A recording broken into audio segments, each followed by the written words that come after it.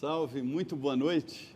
Nós estamos hoje aqui no Frente a Frente com o deputado Sandro Alex. Ele é do PSD do Paraná, segundo mandato, um grande articulador aqui no Congresso Nacional.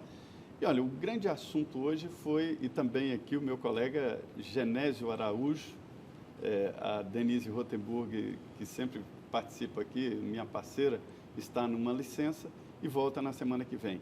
E o assunto hoje de Brasília foi exatamente esta greve dos caminhoneiros. Isso acabou movimentando a atividade política. O presidente Michel Temer, ele tentou fazer um acordo, todas as lideranças partidárias, os presidentes da Câmara e Senado, e o deputado Sandro Alex participou de tudo isso. Agora, deputado, essa negociação só envolve mesmo o óleo diesel, né? O presidente da Petrobras anunciou uma redução de 10%, que é considerado pouco, por 15 dias e só para o óleo diesel. Mas a revolta vai muito além de caminhoneiros, né? Até porque o preço da gasolina, né, exorbita qualquer cidadão brasileiro e diante, inclusive, do que nós assistimos nos últimos anos, porque há uma correlação entre os escândalos que envolviam a Lava Jato e que envolvem a Lava Jato e a conta que está sendo paga. Então, quando o povo brasileiro diz, nós estamos pagando o que foi roubado, desviado e mal gerido na Petrobras, sim. É verdade. É verdade. Então, que diga a multa bilionária que está sendo paga pela Petrobras ao chamado mercado financeiro americano. Nós estamos pagando essa né? conta. É uma empresa que entrou em um grande prejuízo e que, para gerar esses números positivos que estão sendo apresentados agora, quem está pagando a conta é o povo brasileiro. Nesse momento, o governo, na minha opinião, ainda foi letárgico, ele foi lento para perceber a dimensão do que está acontecendo. Nós estamos entrando já no terceiro dia, com agora o governo tentando um posicionamento. O movimento já se fortaleceu muito, entra com mais força amanhã, inclusive, já no desabastecimento do país, e o apoio da sociedade se dá muito devido a isso. A empresa foi muito mal gerida, e aí vamos colocar todas as decisões, seja de Passadina e tudo que nós assistimos. Só no Nordeste foram inventadas 3 refinarias, né? O caso lá da Abreu Lima é escandaloso. E aí, essa conta veio para o povo brasileiro? Sim, veio para o povo brasileiro. Então, se as coisas ainda fundirem ainda mais de que Lava Jato é o custo para termos hoje a gasolina que temos, vai acabar pegando outros setores, já está, como eu tenho dito aqui, a Rede Vida, pegando outros setores, porque há um apoio integral aos caminhoneiros.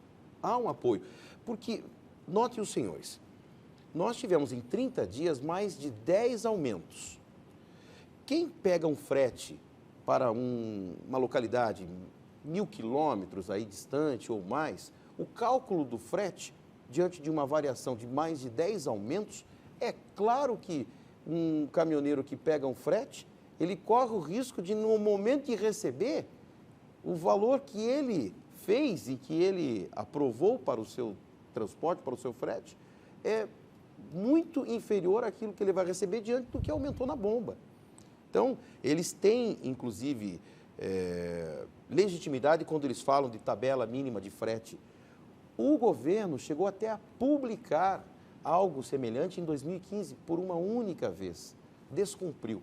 A verdade é que o governo federal tratou o setor de forma desrespeitosa ao longo desses anos, né, e desconsiderou o setor. O senhor tem conhecido?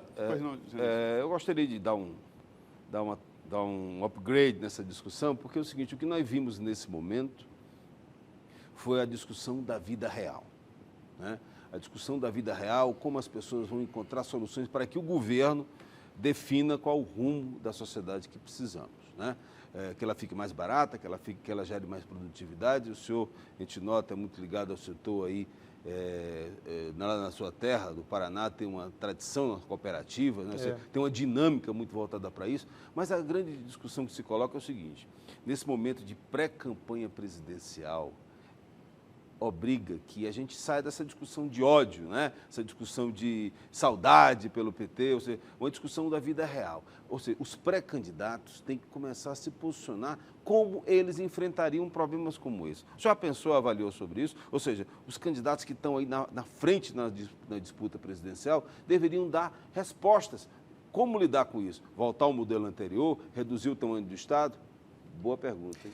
Sabe que eu percebo no Congresso, né, tanto oposição contra governo ou partidos de situação, de que a oposição fala em como está o Brasil diante do atual governo e que a situação está incontrolável, e os partidos de situação dizem isso é em decorrência de um governo que saqueou, roubou, enfim, mal geriu.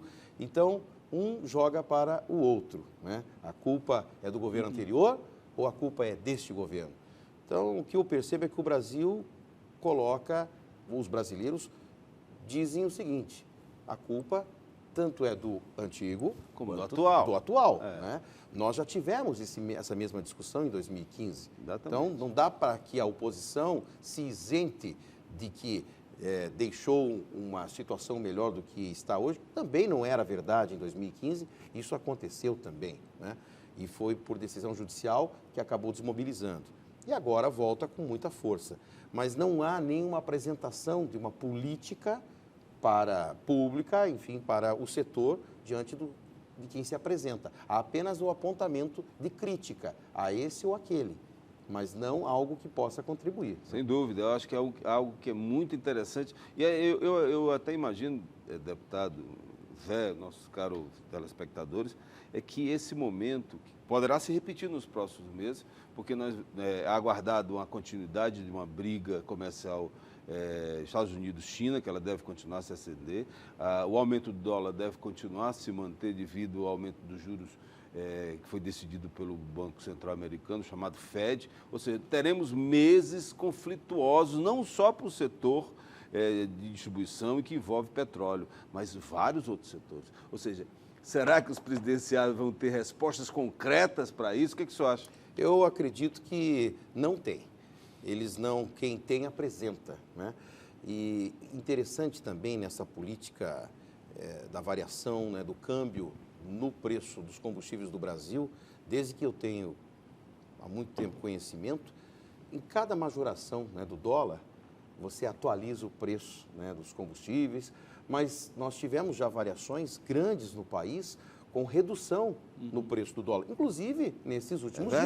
É verdade. Nesses últimos dias, nós chegamos a um valor de quase 4, né? Tivemos uma grande redução. Então, a população também não viu esse reajuste ser feito para baixo quando você tem uma retração do dólar. E lá nos Estados Unidos acontece, quando há redução, há redução imediata na bomba. O galão, né? Mas essa política também flexível, você consegue fazer diante de uma economia estável, de um governo muito sólido como o americano.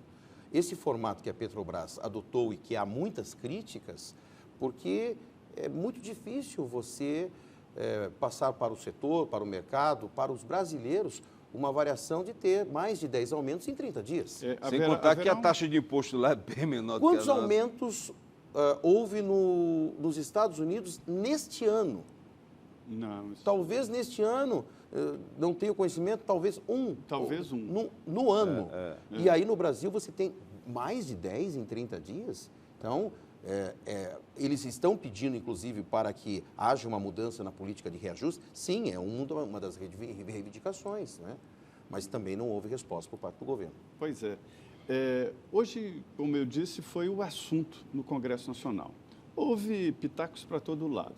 Um deles é de que há uma falta de comando no governo. Então, sem comando, acontece isso aí, uma categoria para o país. Mas, por outro lado, alguns dizem que isso é ilegal, porque, na verdade, não se trata de uma greve, e sim um lockout, que é proibido pela Constituição. É uma greve de empresários, de donos. E, como disse o deputado Sandro Alex, aqui há um apoio de grandes empresas transportadoras, há um apoio geral. O senhor conhece bem o setor. aquela história romântica do caminhoneiro, dono do seu caminhão, isso é coisa do passado, né? É raro, mas né? nós estamos falando aqui dos autônomos. Eles são reféns hoje do setor. A minha opinião é que os autônomos acabaram sendo reféns. Por isso eles querem a aprovação do marco regulatório. Por isso eles querem a tabela também de frete mínimo. E o setor está tão ruim que mesmo as transportadoras já passam a querer ter um entendimento. Porque ficou Com os tão autônomos. ruim o setor, eles são os responsáveis, são eles que carregam, são eles que acabam sendo terceirizados na história, né? E que muitas vezes tem que aceitar como vem, porque também é a sobrevivência deles. As grandes transportadoras pegam o frete e terceirizam para os autônomos. Então, é hoje uma situação de sobrevivência, o setor está sobrevivendo. Então, o que eles pedem, já há um entendimento, inclusive, em empresas e autônomos, para que o setor esteja mais unido. Por isso que esta manifestação veio com muito mais força, muito mais força. Então, eu discordo, é realmente uma greve e é uma das que eu tenho percepção no país com maior apoio da população. E essa desmobilização não vai acontecer somente com o óleo diesel, porque o governo está retirando da discussão, da pauta, a gasolina. Então, dá a impressão que nós estamos falando aqui da CID, PIS, COFINS, dos combustíveis. Não. Só Isso do aqui óleo é do diesel. óleo diesel. É. Óleo diesel. Claro que é o que E hoje lembrando está na que pauta hoje dos tá- caminhoneiros. Mas lembrando que tem muita gente que usa carro de passeio com usa óleo diesel. Mas, porque ou seja, esses mesmo carros que ainda modernos, eles tivessem a sua reivindicação atendida, nós não teríamos nenhuma redução no preço da gasolina, por exemplo. Nenhuma. sua avaliação é de que o problema vai se estender.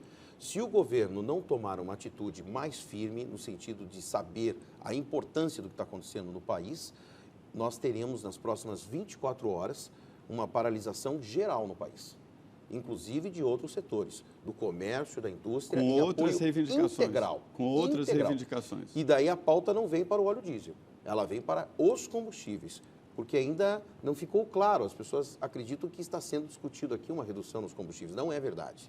No É ca- do óleo diesel, e assim mesmo não tem apoio dos caminhoneiros, somente o que foi proposto até agora pelo governo. É nítido, pela sua posição resolutiva com referência ao momento da crise, que o senhor imagina que, independente da questão fiscal, a própria Petrobras deveria mudar a sua política. Na sua avaliação, essa aplicação do reajuste poderia ser uma média a cada 2 meses, cada 3 meses, a cada mês, não ser diária? Qual a sua avaliação? Olha, na pauta eles pedem pelo menos uma mudança para os próximos 90 dias. Eles estão pedindo 3 meses na mudança de reajustes para que se possa colocar à mesa uma discussão mais profunda. Eu vejo que a política de deixar como a Petrobras deixou Não dá. se mostrou fracassada diante do quadro brasileiro, porque é uma Especialmente por avaliação... conta do aumento do dólar. Especialmente E por conta do também, aumento do dólar. mesmo quando a Petrobras ela anuncia 11 reajustes, né, elevando o preço, de repente eles vêm com um anúncio reduzindo. Então, Que na prática não funciona. e que na prática não funciona. Porque mesmo quando você tem um reajuste anunciado por eles, não é a percepção que as pessoas têm lá quando abastecem. Gente, nós temos notícia de que a gasolina está sendo vendida a R$ 7,00 em algumas regiões Do de Brasil. Pernambuco e Recife. Né? Aqui, R$ 5,00 o preço do litro da gasolina, né? Está muito caro. E essa política do presidente da Petrobras, Pedro Parente, que foi colocado lá para isso, né? Para sanear a empresa, mas só que ela está jogando, como diz muito no Congresso, jogando a água do banho junto com a criança fora. Custou muito caro para o povo brasileiro tudo o que aconteceu nos últimos anos na Petrobras. Então, quando a gente vê o que foi jogado pelo ralo, o que E a ela empresa detém o monopólio. perdeu, né? Está passando essa conta para o povo brasileiro. Não deveria, realmente, diante do monopólio que eles têm, diante do que o país é produtor, inclusive, né? Nós temos, entre os países produtores, uma das gasolinas mais caras do mundo. Alguns me falaram assim, não, essa afirmação não é verdadeira. Sim, ela é verdadeira. Entre os países produtores de petróleo, a nossa gasolina é muito cara. Deputado, esse momento de encruzilhada que nós estamos vivendo gera também muitas outras perguntas, né? E uma das que chama a atenção nesse momento aí na questão é se o presidente Pedro Parente foi colocado lá para atender uma demanda mercadológica, uma outra tendência mercadológica que o senhor muito bem representa aí, que é o setor do transporte, os caminhoneiros especialmente, eles representam uma atividade econômica robusta no Brasil e, claro, obviamente, uma tendência de mercado. O senhor acredita que a possibilidade de um recuo na política da Petrobras atenderia também a economia como um todo, a nível de não gerar um desgaste da política econômica brasileira a partir das decisões que foram tomadas, inclusive apoiada pelos senhores, como o marco fiscal, né, a nova matriz fiscal do Brasil, opções que boa parte da base da qual o senhor pertence tombou nos últimos 2 anos? Eu acredito que nós deveríamos ter uma política com mais equilíbrio, né? É claro que nós tivemos um problema gravíssimo de gestão e desvios na Petrobras, que levou a empresa à bancarrota, e uma tentativa de recuperação da empresa, mas que está saindo caro ao povo brasileiro. O equilíbrio seria, nesse momento, necessário, porque o preço chegou ao limite. Ao limite, a população ela não aceita e não vai aceitar, até porque nós temos um governo extremamente fragilizado, com baixo apoio popular, né? Não só ele, como também os demais partidos. Os estados também. Os estados. E aqui eu quero fazer uma crítica novamente aos estados com relação ao eixo suspenso, né? Porque não abrem mão, né? Muitas vezes de uma receita ou da fiscalização adequada. Se você tem uma lei no país que prevê a não cobrança do eixo suspenso, depois de uma longa discussão, 20 anos de discussão, né, em algo que está vazio, que não está tocando o solo, os estados vão ser questionados. Então, você que nos acompanha em todo o Brasil, se no seu estado, por exemplo, São Paulo, está cobrando pelo eixo suspenso, né, então, agora os deputados estaduais de São Paulo também têm a obrigação de entrar e colaborar nessa discussão. Eu acho o que isso governo é questão de de dando um consumidor exemplo, e cobrar com né? retroativo, inclusive, desde a sanção da lei. Que nós estamos apenas falando aqui, o governo federal, a presidência, sim, tem a conta dele. tem a conta deles. O Congresso Nacional tem a sua conta, mas os estados também repassam cargas de ICMS muito elevadas, né, para os seus estados, não abrem mão disso. O caso do Rio de Janeiro, se eu não estou enganado, parece que chega a mais de 50%. 50%. Né? E ainda cobram um eixo suspenso. Né? Onde estão as agências reguladoras? São Paulo, Paraná. Nós vamos discutir isso, inclusive, no Paraná. Eu sou do Paraná. O Paraná tem uma característica, ela é uma terra dos caminhoneiros. Ponta Grossa é a capital nacional dos caminhoneiros.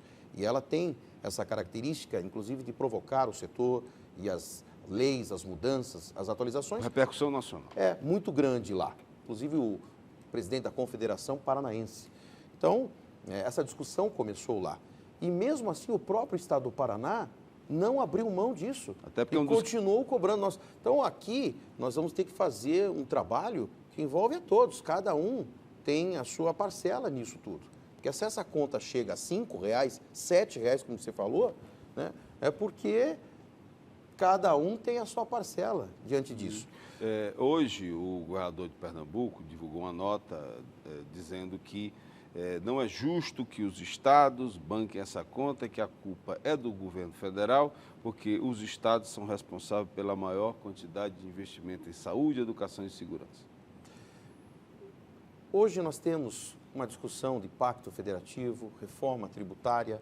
Nós perdemos também a oportunidade da discussão da reforma tributária, né? O governo acabou centralizando suas ações na Previdência, que é uma discussão necessária, porém foi um tempo que o governo perdeu ao ficar discutindo e retirar da pauta e deixar a reforma tributária, que poderia ser a primeira a ser votada e com um apoio maior da casa, inclusive, eles perderam essa oportunidade, né, nessa discussão toda. Inclusive, o relator é Raul da sua terra, um veterano parlamentar. Fez um excelente trabalho. Ele fez um belíssimo Ele, trabalho. tradicionalmente, ele Deputado, trabalha muito nessa área. deputado Raul, né? Luiz Veterano. Carlos Raul. Luiz Nós Carlos vamos, Raul. nós vamos agora, deputado, a um pequeno intervalo aqui, 2 minutos, e já estaremos de volta. A gente continua falando sobre esta greve de caminhoneiros em todo o país e depois também falarmos um pouco de política, né? Só um minutinho, voltamos.